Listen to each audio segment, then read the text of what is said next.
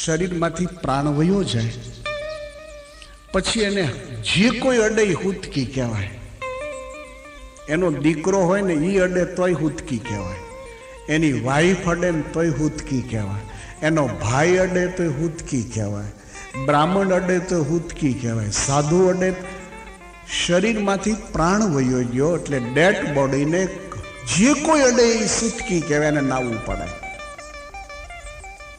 તો ધર્મ ગ્રંથો એમ કહે છે જીવહીનો યથા દેહો, શરીરમાંથી પ્રાણ વયો જાય પછી એને અડવાથી જેમ સૂતક લાગે છે ને નાવું પડે છે, એમ જેના માથેથી એનો ધણી મરી જાય એ લેડીઝ વિધવા જે કહેવાય એને અડાઈની નડો તો તમે સૂતકી બનો. ડેડ બોડીની હારે એની ઇક્વલતા કરીએ. જીવહીનો યથા દેહો ક્ષણાદ સુચિતામ ભવેત. શરીરમાંથી પ્રાણ જાય ને શબને અડવામાં જેમ દોષ છે એમ વિધવા સ્ત્રીને શબ કહેવામાં આવે છે. જીવહીનો યથા દેહો ક્ષણાદ સુચિતામ ભવેત. ભર્તૃહીના તથા નારી, ભર્તૃહીના તથા નારી સ્નુસ્નાતાપ્યા સુખી ભવે. સ્નુસ્નાતાપ્યા સુખી ભવે. ભર્તૃહીના તથા નારી સુસ્નાતાપ્યા સુખી ભવે. ભર્તૃહીના તથા નારી સુસ્નાતાપ્યા સુખી ભવે. જીવહીન યથા દેહો ક્ષણાદ સુચિતામ ભવે. જીવહીનો યથા દેહો ક્ષણાદ સુચિતામ ભવે. ભર્તૃહીન તથા નારી સુસ્નાતાપ્યા સુચી ભવે. ભર્તૃહીન તથા નારી સુસ્નાતાપ્યા સુચી ભવે. સુસ્નાતાપ્યા સુચી ભવે. સુસ્નાતાપ્યા સુચી ભવે. ભર્તૃહીના તથા નારી સુસ્નાતા અપી અસુચિ ભવેત. એ ગંગાજળથી કદાચ નાઈ ને છતાંય પણ સુસ્નાતા અશુચિ ભવેત. એ સદાયને માટે અશુદ્ધ જ છે. વેકેશનમાં સાવરકુંડલા જ્યારે હું ગયો ત્યારે મારા દાદા ગુરુને મોકો મળ્યો ને ત્યારે પૂછ્યું, દાદા આ વાત મગજમાં નથી બેસતી. હિન્દુ સનાતન ધર્મ માટે એક અફસોસ થાય છે કે બહેનો માટે આવું કેમ આ ધર્મ ગ્રંથો લખે છે. મને કંઈક તારા વિદ્યાગુરુને પૂછવું જોઈએ ને. બધું એને મેં પૂછ્યું પણ એ તો એવું જ કહે છે કે શાસ્ત્રમાં શંકા કરાય જ નહીં, કરીએ તો કોઢ નીકળે. કોઈ દિવસ માણસને બોલવા જ ન દીધો આપણે તો. ઘરમાં છોકરા બોલે ને તો એમ કહે મૂંગો બેસ, મૂંગો બેસ, હવે તને ખબર ન પડે.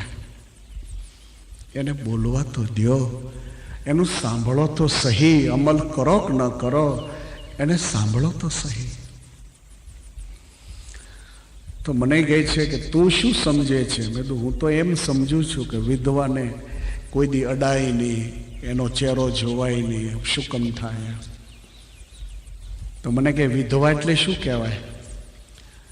વિધવાનો અર્થ જેનો ધણી ઓફ થઈ ગયો એ બેનો વિધવા કહેવાય. તો મને કે ધેટ ઇઝ રોંગ, ખોટું આ બધું. બધું કેમ ખોટું? જેની માથે ધણી ન હોય એને વિધવા કહેવાય છે. મને કે એવું નથી. ધર્મ ગ્રંથો લખે છે એવું નથી.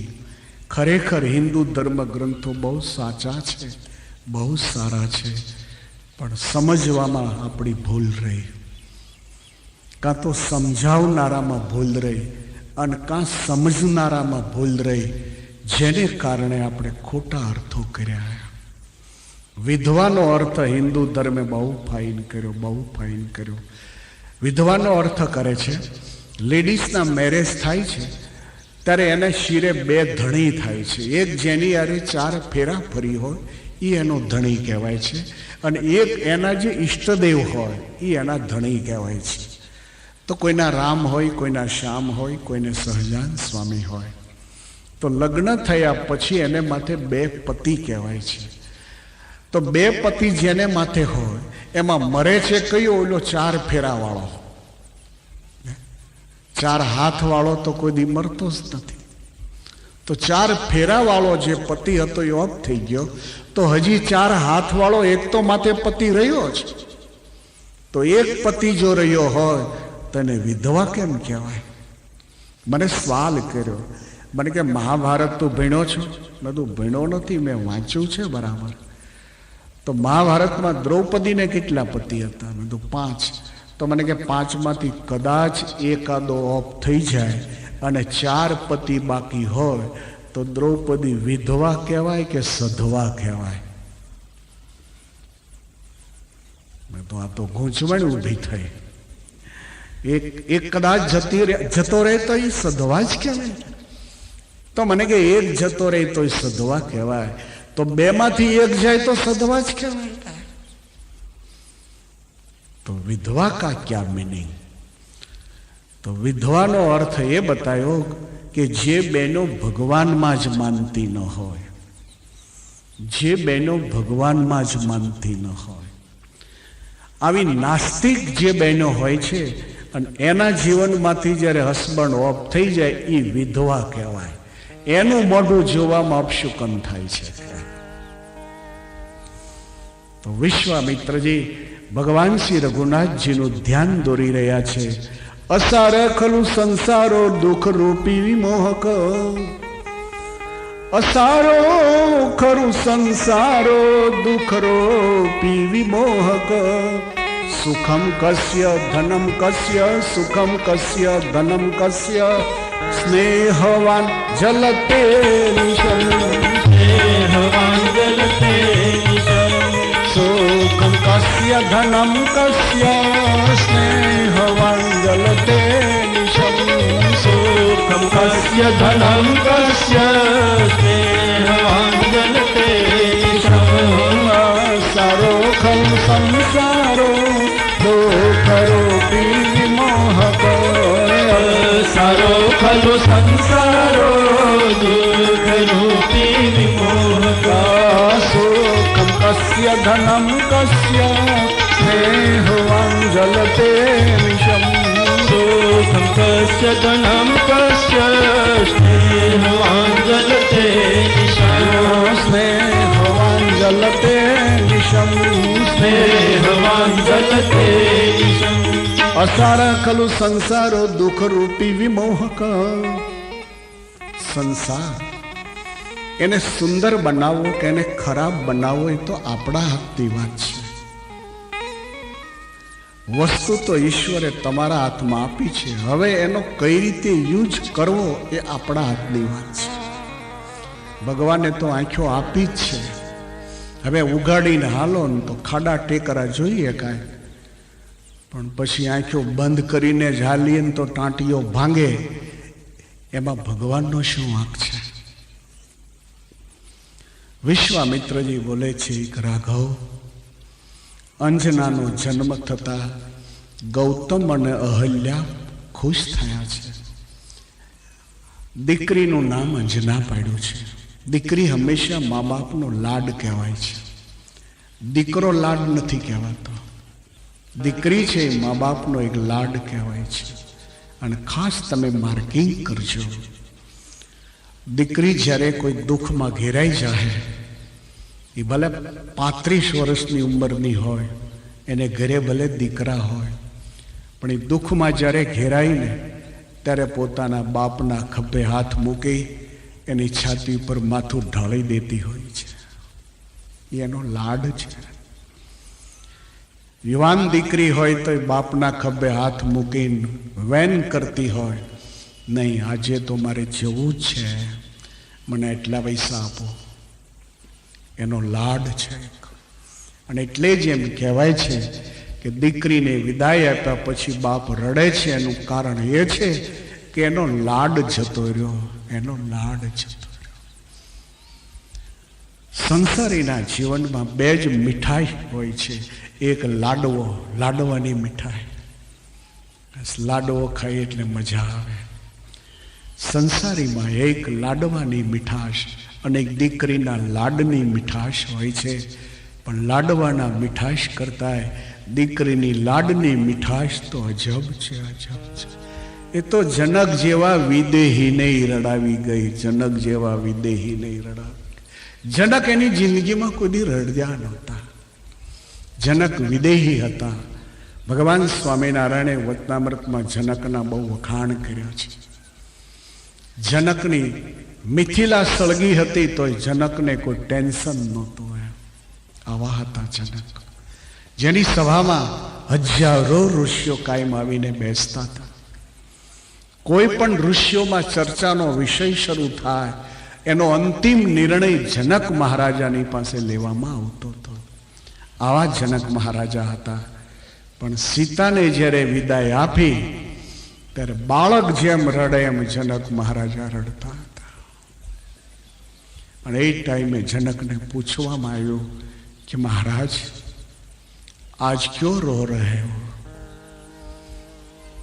ત્યારે જનક એમ કહે છે, લૂંટાઈ ગયો મારો લાડ ખજાનો, આજ મિથિલા લૂંટાણી.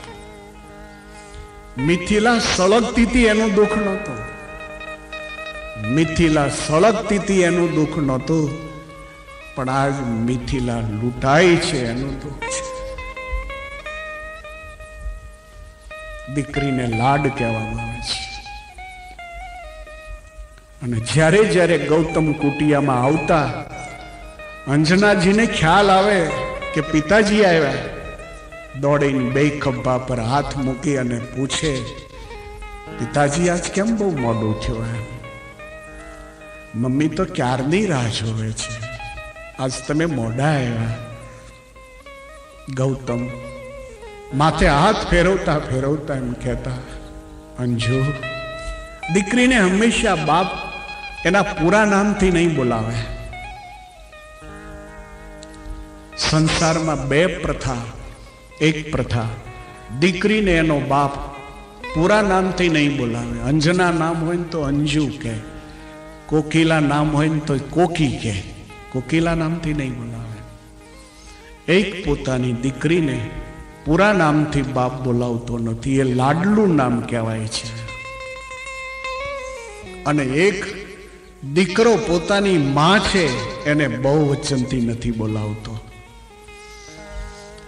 બાપ દીકરીને હંમેશા પૂરા નામથી નથી બોલાવતો, અને દીકરો પોતાની માં છે એને બહુવચનથી નથી બોલાવતો. બાપને બહુવચનથી બોલાવશે, તમે પિતાજી ક્યાં જવાના છો, ક્યારે આવશો, એને બહુવચનથી બોલાવશે. પણ પોતાની માને જ્યારે કહેવું હશે ને ત્યારે એમ કહેશે, માં તું ક્યારે આવવાની છો, તું ક્યાં જાય છે? માની ઉંમર અને દીકરાની ઉંમર વચ્ચે તો 20 વર્ષનો ગેપ હોય, છતાંય પણ દીકરાઓને માટે માં છે એ તો ઈશ્વરનું એક સ્વરૂપ કહેવાય છે. એનાથી એને જગતમાં બીજું કોઈ પ્રિય નથી હોતું. इसलिए हर कोई युवानो माने टुकाराथी बोलावशे, एनी माने गमशे पाछो. ए टुकारो माने गमशे. बापने टुकारो करो तो मोढुं बगड़ी जाए अने कहेशे कुपात्र पाक्यो. बापने टुकारो कर्यो तो मोढुं बगड़ी गयुं अने कहेशे कुपात्र पाक्यो. माने तमे टुकाराथी बोलावशो तो ए खुश थाय, कारण के लाड छे, ए तमारो लाड छे. भगवान दरेक ने सरखो प्रेम न आपी शक्यो एटले खुद भगवान ज पोते मां स्वरूपे बन्यो छे. अने एटले उपनिषदो एम कहे छे मातृ देवो भवा. मां छे एक देवनुं स्वरूप छे. ई 80 वर्षनी डोही थाय ने तोय पण घरे आपणी राह जोईने बैठी होय, भाई केम न आव्यो छे. छोकरानी वहूने जईने पूछे भाई केम न आव्यो छे, એટલે પેલી એમ કે આવશે, તમે બેહો ને. સાસુ અને વહુને કજિયાનું શું કારણ? સાસુ અને વહુને ફિટ નથી થતું. આ 2000ની સદી સુધી ફિટ નથી થયું અને હજી નહીં થવાનું. એનું કારણ એ છે કે માને પોતાના દીકરા પ્રત્યેનો જે લાડ છે એ જ આ કારણ છે. ઓલી રસોઈ બનાવતી હોય ને તો ડોહી કિચનમાં જાય, પાછી ભાઈ હવારનો ગયો છે, 5 વાગે આવશે, થાકી ગયો હોય, ભાખરીમાં થોડુંક મોણ વધારે નાખશે. એ તો નાખવાની છે, એનો ધણી છે. પણ દીકરા પ્રત્યેનો જે ભાવ છે ને એને બોલાવ્યા વગર બેહવાનો બે. એટલે ઓલી વહુને સારું ન લાગે, મારે આંચકો. ઓલી ડોહી જઈને કમરામાં બેહે, પણ ઓલો ભાવ જે છે, ઓલો દીકરા પ્રત્યેનો જે લાગ છે, એ લાડ એને બેહવા દે જ નહીં. વળી પાછી ઊભી કરે 10 મિનિટ થાય. વળી કિચનમાં આવીને કહે કે ભાઈ તો 5 વાગે આવશે ને બહુ ભૂખ્યો હશે, ભાખરીને થોડીક ચોપડી જે ઘીથી, અને ઓલી આંચકો નાખે. આ ઝઘડો કાયમ હાલ્યા જ કરે. ઘણીક વાર વાઈફ ખાઈ લીધી હોય છે પણ માં નથી ખાતી હોતી. એક્સક્યુઝ મી, માફ કરજો બહેનો, પણ ઘણીક વાર વાઈફ એકલી ખાઈ લેવાની, પણ 80 વર્ષની ડોહી નથી ખાતી. એમ વિચારતી હોય મારો દીકરો કેમ આવ્યો નહીં આજ. તો સંસારી જીવનમાં 2 લાડ હોય છે. એક લાડને દીકરી કહેવામાં આવે છે અને એક લાડને માં કહેવામાં આવે છે. અંજના જ્યારે યુવાન થયા અને ગૌતમ જ્યારે કુટિયામાં આવે ત્યારે અંજનાને ખ્યાલ આવે પિતાજી આવ્યા. એટલે ગેટની સામે દોડતી દોડતી જાય, ખભા પર હાથ મૂકે, ઘણીક વાર તો છાતી પર માથું ઢાળી દે, પિતાજી કાલ તો તમારી હારે આવવાની છે. અને ગૌતમ માથા ઉપર હાથ ફેરવતા ફેરવતા કોઈ જુદી દુનિયામાં ખોવાઈ જતા. માણસને 2 વખતે સ્વર્ગ મહેસૂસ થતું હોય છે. સંસારી જીવનમાં એને 2 વખત સ્વર્ગ મહેસૂસ થતું હોય. એક તો દીકરીના માથા ઉપર બાપ જ્યારે હાથ ફેરવતો હોય ત્યારે એને સ્વર્ગનું સુખ મહેસૂસ થતું હોય કે સ્વર્ગમાં આવું જ સુખ હોય છે. અને એક પોતાની માના ખોળામાં માથું મૂકીને દીકરો જ્યારે ઊંઘે ત્યારે એને મહેસૂસ થતું હોય કે સ્વર્ગમાં આવી શાંતિ તો નહીં જ હોય. આવી મસ્તી સ્વર્ગમાં નહીં હોય. અંજનાના માથે હાથ ફેરવે. સમય પછી સમય ચાલ્યો જાય છે. શતાનંદ જ્યારે વિદ્વાન થયા છે ત્યારે જનક મહારાજાની માગણીને કારણે શતાનંદ મિથિલા પધાર્યા છે. જનક મહારાજાના ગુરુસ્થાન ઉપર જનક શતાનંદજીને બિરાજમાન કરે છે. આ શતાનંદ રામાયણ કાળમાં ભગવાન સીતારામજીના લગ્ન કરાવ્યા. ત્યાર પછી વર્ષો સુધી સાધના કરી અને એ જ શતાનંદ મહાભારતના યુગમાં પછી મૈત્રેયજી થયા. અને આ મૈત્રેયજીને ભગવાન દ્વારકાધીશે છેલ્લો ઉપદેશ આપ્યો. ત્યાર પછી આ જ મૈત્રેયે વર્ષો સુધી સાધનાઓ કરી 5500 વર્ષ પછી 18મી સદીમાં ભગવાન સ્વામિનારાયણ મહાપ્રભુ પધાર્યા ત્યારે એ જ શતાનંદ ફરી પાછા અજય અને સુમતિ થકી શતાનંદ નામે જન્મને ધારણ કર્યો. અને એ શતાનંદ ભગવાન સ્વામિનારાયણની દીક્ષા લઈ અને સાધુ થયા. તો ભગવાન સ્વામિનારાયણે પણ નામ શતાનંદ જ રાખ્યું હતું. અને આ શતાન સ્વામીએ સત્સંગી જીવન એ ગ્રંથની રચના કરી અને શિક્ષાપત્રીની ઉપર અર્થ દીપિકા નામે ભાષ્ય ટીકા કરી. એ અદ્ભુત શતાન સ્વામી. એમ કહેવાય છે કે મનુષ્ય શરીરને છોડ્યા સિવાય ઈશ્વર બી ધામમાં નથી ગયો. એમ ભગવાન મનુષ્ય લીલાની સમાપ્તિ કરે પછી પોતાના ધામમાં જાય છે. ભગવાન રઘુનાથજી સરજુ કિનારે શરીર છોડે, ભગવાન દ્વારકેશ પ્રાચીને પીપલે શરીર છોડે, ભગવાન સ્વામિનારાયણ ગઢપુરમાં શરીર છોડે, ખુદ ભગવાન શરીર છોડે. પણ શરીર છોડ્યા સિવાય ભગવાનના સ્વરૂપમાં કોઈ લીન થઈ ગયું જો હોય તો એ શતાન સ્વામી છે. શતાન સ્વામી ભગવાન સ્વામિનારાયણના નારાને મચાવતા મચાવતા ભગવાન સહજાનંદ સ્વામીના શરીરમાં લીન થઈ ગયા છે.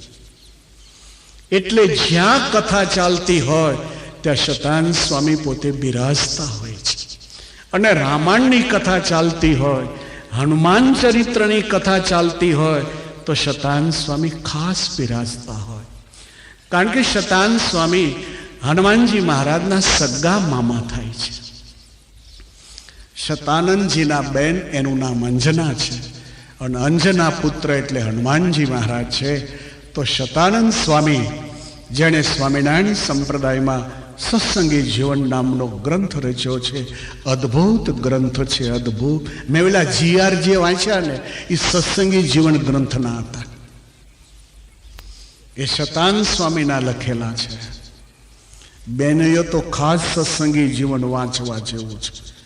આ પુરુષો જે પાવર માર્યા કરે છે ને, હુકો હાંક્યા કરે છે ને, એ બધો હુકો એમાંથી વયો જાય એવું છે. સત્સંગી જીવન ગ્રંથ એવો દેખાય છે કે જેણે બહેનોનો ઉઘાડો પક્ષ લીધો છે, ઇક્વલતા માગી છે, સમાનતા માગી છે, સરખા હક્કો માગ્યા છે. કે પુરુષોને જો ધાર્મિકતાના હક્કો હોય તો અમને શા માટે ન હોય? તો શતાનંદજી હવે મિથિલામાં રહ્યા છે. સમય પછી હવે સમય ચાલ્યો જાય છે. અંજના યુવાન છે. બાજુની કુટિયામાં અંજના કાયમ શયન કરે. માત પિતા પોતાની મૂળ કુટિયામાં રહી છે. ઘટના એવી ઘટી હતી, વિશ્વામિત્રજી બોલે છે કે રાઘવ, ઇન્દ્રની આંખ અહલ્યા તરફ દિવસે દિવસે ખેંચાવા લાગી. એક દિવસ ઇન્દ્રે નિર્ણય લીધો કે અહલ્યાજીના જીવનમાં ધૂળ ન નાખો ત્યાં સુધી મને ચેન નહીં પડે. અને હવે ઇન્દ્રે ચંદ્રની મદદ લીધી કે 4 વાગે કૂકડો બોલે છે એટલે ગૌતમ સ્નાન કરવા જાય છે. સ્નાન કરીને આવતા એને કમસે કમ 2-2.5 કલાક થાય છે. તો 2-2.5 કલાક સુધી કુટિયા ખાલી હોય છે. એ ટાઈમે જો હું કુટિયામાં પહોંચું તો જ મારી ઈચ્છા પૂર્ણ બને. આ પાપી વિચારને કારણે પ્રભુ ચંદ્રને કૂકડાનો અવાજ કરવાનો આદેશ આપ્યો. આ બંને જણા છાદડી ઉપર સૂતા હતા. અદ્ભુત જીવન હતું. દુઃખ માટે કોઈ જન્મનું બિયારણ નથી હોતું. દુઃખ કોઈ કર્મમાંથી પેદા થાય છે એવું પણ નથી દેખાતું. દુઃખ કોઈ કઠણાઈમાંથી જન્મે છે એવું પણ નથી જોવા મળતું. ઘણીક વાર દુઃખ કારણ સિવાય ઉત્પન્ન થઈ જતું હોય છે. એવું ન માનશો કે બધાય ઝાડને મૂળિયા જમીનમાં હોય. દરેક ઝાડના મૂળ જમીનમાં લાગેલા હોય એવું માનવાને કોઈ કારણ નથી. ઘણાય ઝાડ એવા હોય કે જેને મૂળની જરૂર જ નથી, એને જમીનની જરૂર જ નથી. એને આકાશની અંદર તમે રાખશો ટાંગીને તો ત્યાં એ રહેલું ઝાડ છે એ વિકસિત થતું હોય છે. એને જમીનની કોઈ જરૂર હોતી નથી. તમે ઘણી લતાઓ એવી જોઈ હશે કે જે લતાના મૂળ જમીનમાં ન હોય, રજકાની અંદર નમૂળી થાય, એક પીળા કલરની હોય, યલો કલર, રજકો વાવે ને ખબર હોય. આ જે નમૂળી નામની વનસ્પતિ થાય છે એનું મૂળ જમીનમાં લાગેલું ન હોય. એ રજકાનો છોડ હોય એની સાથે લપેટાયેલું હોય અને રજકામાંથી રસ ચૂહીને વધતું હોય. તો ઘણા દુઃખો છે એને કર્મના મૂળિયા જ ન હોય. સીતાજીને વાલ્મીકજીની કુટિયામાં રહેવાનો જે દિવસો આવ્યા, કયા કર્મનું મૂળિયું છે?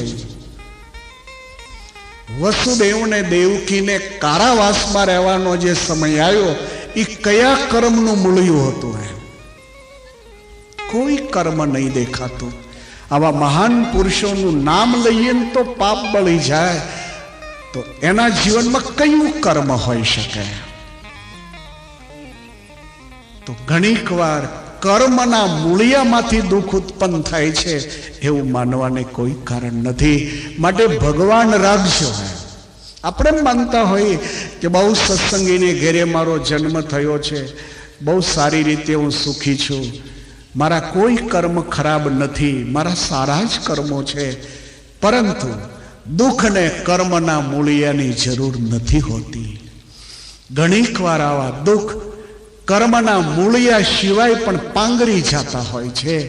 ગૌતમ અને અહલ્યાજીના જીવનમાં કોઈ કર્મ નથી. મહાન પુરુષો છે, બે અદ્ભુત પુરુષો છે, લેકિન આજ એના જીવનમાં વગર મૂળિયાએ કઠણાઈનો જન્મ થયો. ઓલા ઇન્દ્રના વિચારો બદલ્યા. નકર ઇન્દ્ર પરણેલો હતો, જયંત નામનો છોકરો હતો. એને તો માણસ સાવધ રહે, નહીં તો માણસને બગડવામાં જરાય બી વાર નહીં લાગે. માણસને મર્યાદામાં રહેવાની બહુ જરૂર છે. શાસ્ત્રોએ જે મર્યાદાઓ બાંધી છે એ સમજી બૂજીને બાંધી છે, એ સમાજના હિત માટે બાંધી છે. આપણને નથી ગમતી એનો અર્થ એ ન થાય કે મર્યાદા છે એ ફાંસો છે. મર્યાદા છે આપણા જીવનના સુખ માટે, સલામતી માટે બાંધવામાં આવી. તો ઇન્દ્રે ચંદ્રની પાસે અવાજ કરાયો. ગૌતમ સફળા જાગી ગયા. ઓહો, 4 વાગી ગયા. સફળા જાગ્યા તો અહલ્યાજી બી જાગી ગયા. અહલ્યાજી કહે છે, કેમ ઝબકી ગયા? તો કે નહીં અહલ્યા, આજે તો ખબર નહીં હું કેમ નહીં ઉડી. એમ નહીં તો 3 વાગે ત્યાં હું ઉડી જ જાય. પછી તો અડધી કલાક બેઠો બેઠો હરિસંકીર્તન કરું, પછી નાવા જાઉં. આ તો કુકડો બોલ્યો પછી જ હું ઉડી. એમ 4 વાગી ગયા. વલકલ અને તુંબી પાત્ર આપ્યું છે. ગૌતમ નાવા માટે ગંગા કી વાર. સમયને બદલાતા વાર નથી લાગતી. સમયને બદલાતા વાર નથી લાગતી. સમય અને માણસ આ બેને બદલવામાં વાર ન લાગે. છેડા બદલવામાં હજી વાર લાગે. વીજળીના છેડા બદલવા હોય ને તો ટેસ્ટર લાવવું પડે. ડાયરેક્ટ અડવા જાય તો ચોંટ્યા રહીએ.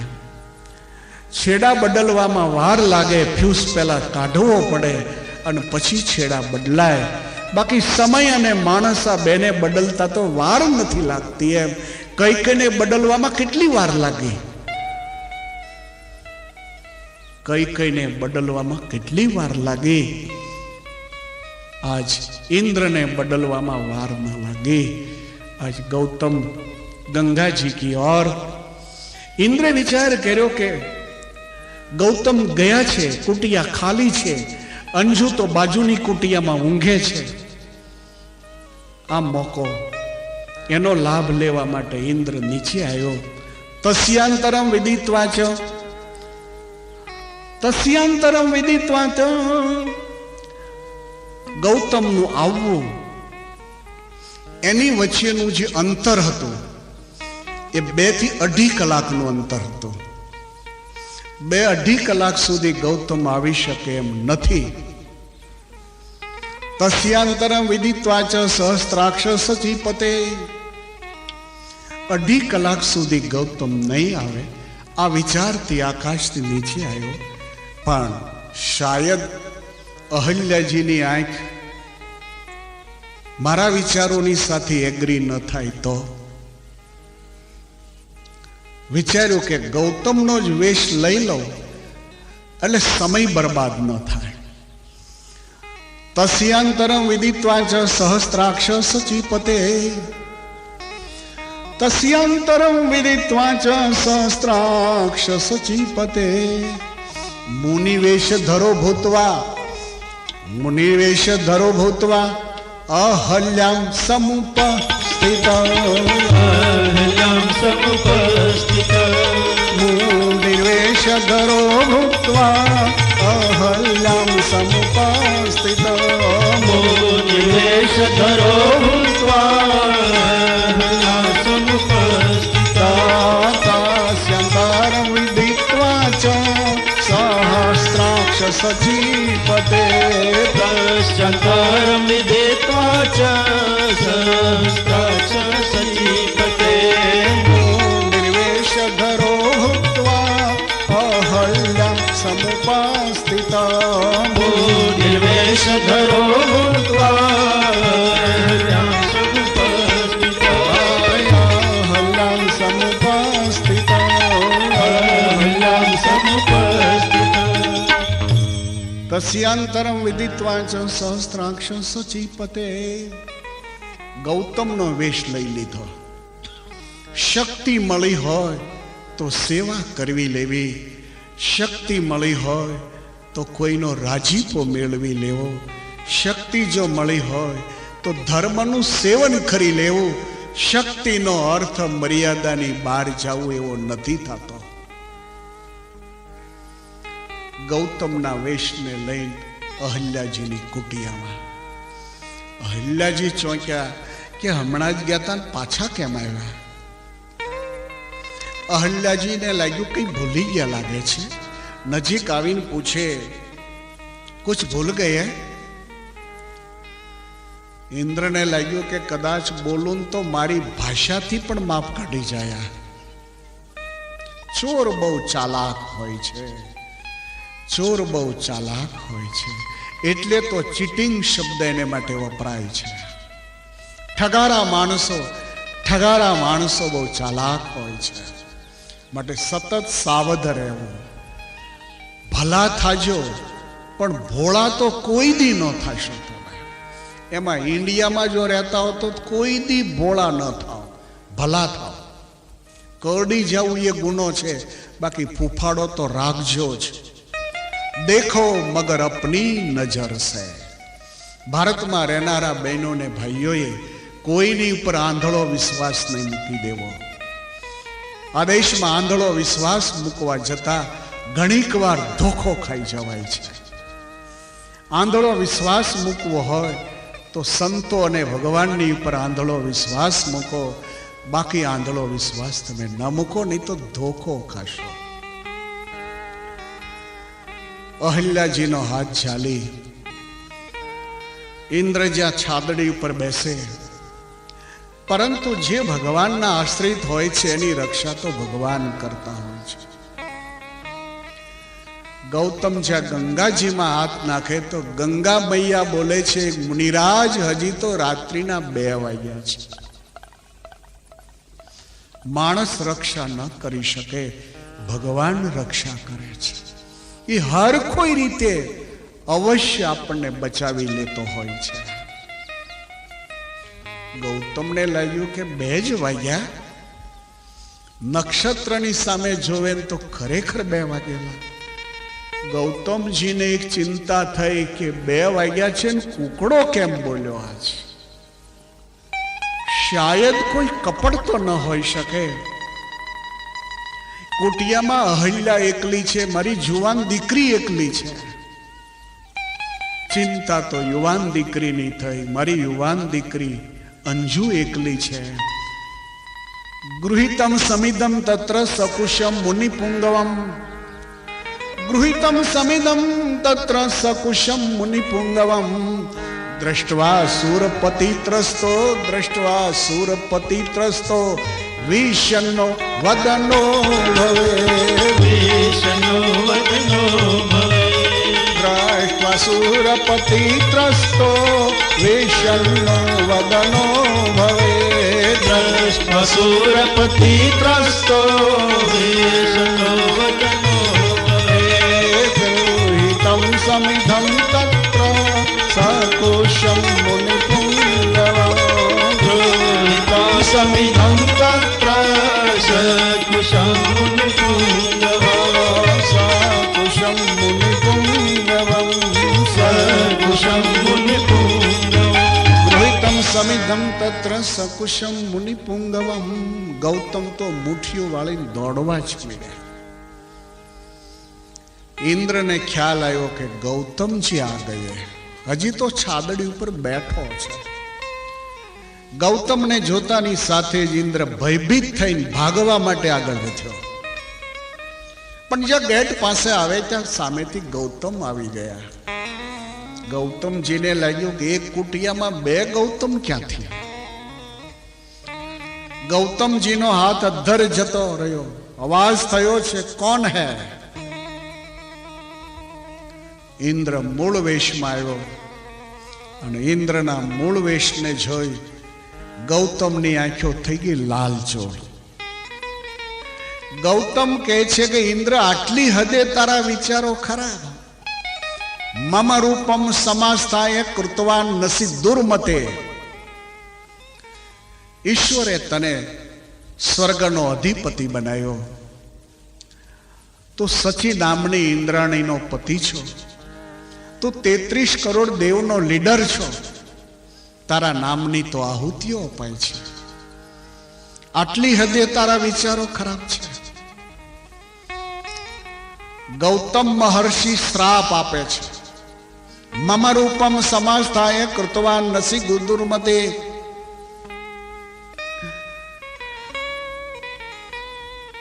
ઇન્દ્રને શ્રાપ આપતા ગૌતમ મહર્ષિનો હોઠ ફડક ફડક થઈ રહ્યો છે.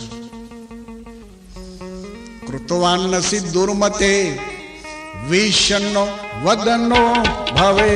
વિષ્ણુ વદનો ભવે.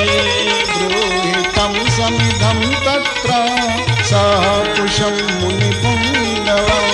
ગૃહીતમ સમિધમ તત્ર સહકુશમ મુનિ પુંગવં. ત્રાષ્ટ્રસુરપતિ ત્રસ્તો વિષ્ણુ વદનો ભવે.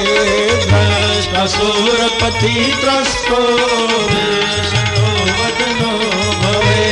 વિષ્ણુ વદનો ભવે. વિષ્ણુ વદનો ભવે.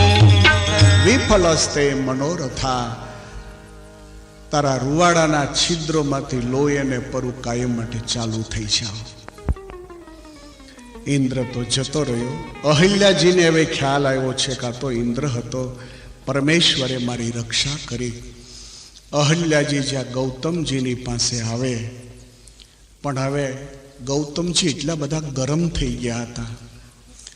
ઉઘાડો વીજળીનો છેડો હોય એને તો જી અડે એ ચોટ્યો જ રહે ને. અહિલ્યાજી જ્યાં હાથ જોડવા જાય ત્યાં ગૌતમજીનો હાથ ફરી આકાશ ઉપર. તથા શબ્દા ચવૈ શક્રમ ભાર્યાયામપી શબ્દવાન. ઇહ વર્ષ સહસ્ત્રાણી બહુની નિવશિષ્યતિ. બહુની નિવશિષ્યતિ. ઇહ વર્ષ સહસ્ત્રાણી બહુની નિવશિષ્યતે. વર્ષ સહસ્ત્રાણી બહુની નિવશિષ્યતે. તથા ચ વૈશક્રમ ભાર્યાયામપી શક્તવાન. તથા ચ વૈશક્રમ ભાર્યાયામપી શક્તવાન. વર્ષ સહસ્રાણી બહુની નિવશિષ્યતે. વર્ષ સહસ્રાણી બહુની નિવશિષ્યતે. બહુની નિવશિષ્યતે. બહુની નિવશિષ્યતે. તથા શબ્દા ચ વૈશક્રમ ભાર્યાયામપી શપ્તવાન. ગૌતમજીના ગુસ્સાએ અહલ્યાજીને શ્રાપ આપ્યો કે જા શ્રાપ દઉં છું તો પથ્થર હો જા. કઠણાઈને કર્મનું કોઈ મૂળ્યું હોતું જ નથી. इसलिए વિશ્વાસમાં ન રહેશો કે સારા કુટુંબમાં મારો જન્મ છે, હું ખૂબ સારી રીતે ભણ્યો છું, મારા જીવનમાં ક્યારેય કઠણાઈ નહીં જ આવે. આવા આંધળા વિશ્વાસમાં રહેશો નહીં. સતત એલર્ટ રહેવાની જરૂર છે. અહિલ્યાજીના દુઃખનો જ્યારે કોઈ પાર ન રહ્યો, અહિલ્યાજીનો રડવાનો અવાજ અંજનાને કાને પડ્યો. અંજના જાગી ગયા કે આજ માં જગાડવા કેમ નહીં આવી? કાયમ તો મને જગાડવા આવે છે, આજ રડવાનો કેમ અવાજ આવે છે? જુવાન દીકરીએ આવીને જાય જોયું તો બાપ અદ્ધર હાથ કરીને ઊભો છે, માં ભાંગલ હાલતમાં પડી છે. આ દ્રશ્યને જોઈ અંજનાજીએ ગૌતમજીના ખભા પર હાથ મૂકી અને કહે છે, પિતાજી માને શું થયું? આજ માં આટલી બધી કેમ રડી રહી છે? અંજુએ કોઈ દિવસ માને રડતી નહોતી જોઈ, અને આજ પોતાની માને માથું પછાડતી જ્યારે જોઈ, ગૌતમજીને પૂછી રહ્યા છે અંજના કે માને શું થયું. પણ ગૌતમજીનું જીવન વીજળીના ઉઘાડા છેડા જેવું હતું. ક્રોધાદ ભવતી સમોહ સમોહાત સ્મૃતિ વિભ્રમા. હજી સુધી કુદરતે એવું કોઈ દૂધ ન બનાવ્યું કે જેને ગેસની ઉપર મૂકોનો ઉભરો ન આવે. હર કોઈ દૂધમાં ઉભરા આવે છે. અને इसलिए બેનો દૂધ મૂકતા પહેલા હાણસીને શોધી રાખે છે. એને વર્ષોથી એક અનુભવ છે કે ગેસ ઉપર દૂધને મૂકવા જતામાં ઉભરો આવશે. જો હાણસી નહીં હોય ને તો દૂધ નીચે ઢળી જાય. તો કુદરતે હજી એવું દૂધ ન બનાવ્યું જે દૂધમાં ઉભરો ન આવતો હોય. અને ઈશ્વરની સૃષ્ટિમાં હજી સુધી માણસનું એવું કોઈ માથું કુદરતે ન બનાવ્યું કે જેમાં ગુસ્સો ન આવતો હોય. હર કોઈ માણસને ગુસ્સો આવતો હોય છે.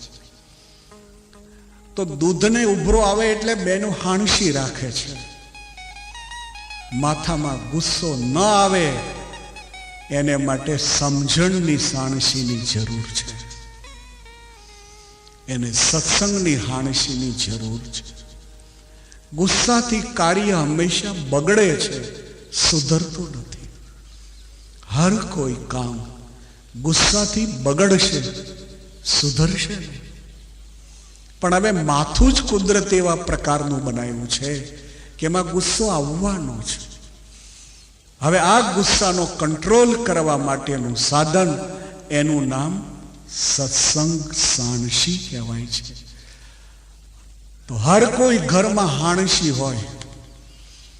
હર કોઈ ઘર, લાખોપતિનું ઘર હોય તો ભલે, અને કુટિયા હોય તો ભલે, એ ઘરમાં હાણસી હોય. તાવેથા વગર હાલે. ઘણી બહેનો રોટલી છોડવે ને તો વગર તાવેથે એમનેમ રોટલી લઈને પછી ઊંધી નાખે. વળી હાથથી લઈને પછી જોઈ લે કાચી છે પાકી છે.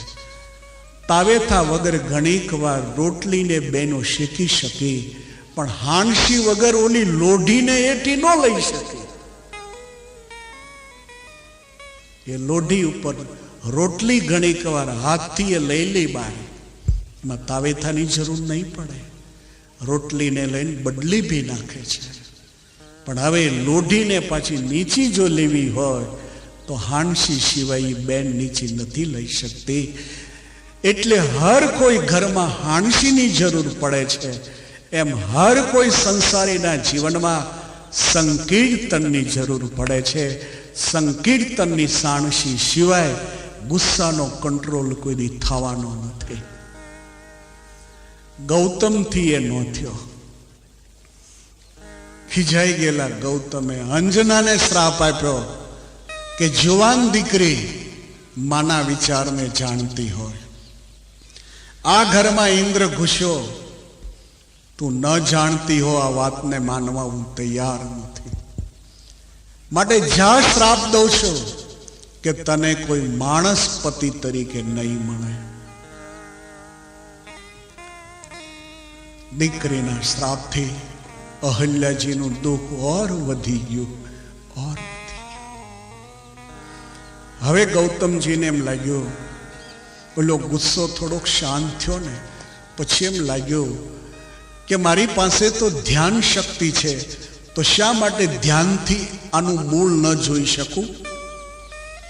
આંખ બંધ કરીને જ્યાં ધ્યાન લગાવ્યું ત્યારે ગૌતમજીને ખ્યાલ આવ્યો કે મારી અહલ્યા ગંગાજી જેવા નિર્દોષ નિષ્પાપ છે. મેં ખોટી રીતે એને શ્રાપ દઈ દીધો. ધ્યાનમાંથી બહાર આવતા ગૌતમજીની આંખમાંથી બોર બોર જેવડા મેળા આંસુ પડવા. લેકિન અબ પસ્તાવો ક્યાં કરે. ઘણીક વાર ગુસ્સામાં માણસ કામ કરી નાખતો હોય છે, પછી જિંદગી ભર રડતો હોય છે. જિંદગી ભર રડતો હોય છે. ગુસ્સામાં માણસ શું બોલશે એ કહી શકાય નહીં. ગુસ્સામાં માણસ કેવી ક્રિયા કરી નાખશે એ કહી શકાય નહીં. બની શકે ને તો ખીજવાઈ ગયેલો માણસ બોલે ને એની નોંધ ન લેશો. સંસારમાં બહેનોને ભાઈઓ ખાસ આ વાતની નોંધ લે કે ગુસ્સામાં આવેલી વ્યક્તિ જે કંઈ બોલે એની નોંધ ન લ્યો. ઘરમાં કદાચ પુરુષને ગુસ્સો ચડ્યો અને કંઈક બોલી ગયો, કોઈ પણ બહેનો એની નોંધ ન લે. અને કદાચ કોઈ લેડીઝને ગુસ્સો ચડી ગયો અને કદાચ ઘરમાં કંઈક બોલી ગઈ તો એના શબ્દોની પુરુષો કદી નોંધ ન લ્યો. એ ગુસ્સામાંથી નીકળેલો શબ્દ નોંધ લેવા જેવો નથી હોતો. એને ગાર્બેજમાં નાખવાનો, એને ગાર્બેજમાં નાખી દો. એને બ્રેન સુધી પહોંચવા જ ન દેશો તમે. એકવાર જો એ બ્રેનમાં શબ્દ પહોંચી ગયો પછી એ બ્રેનમાંથી નીકળશે નહીં. પછી જ્યારે જ્યારે શબ્દ યાદ આવશે ને ત્યારે તમને ફરી ગુસ્સો પાછો ચડશે.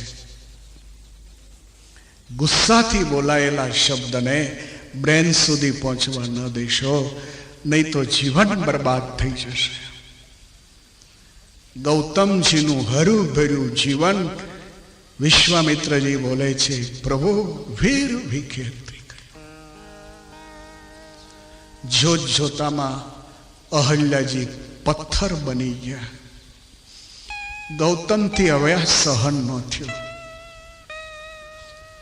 ગૌતમજી સિદ્ધાશ્રમને સિદ્ધાશ્રમને સિદ્ધાશ્રમને સિદ્ધાશ્રમને સિદ્ધાશ્રમને સિદ્ધાશ્રમને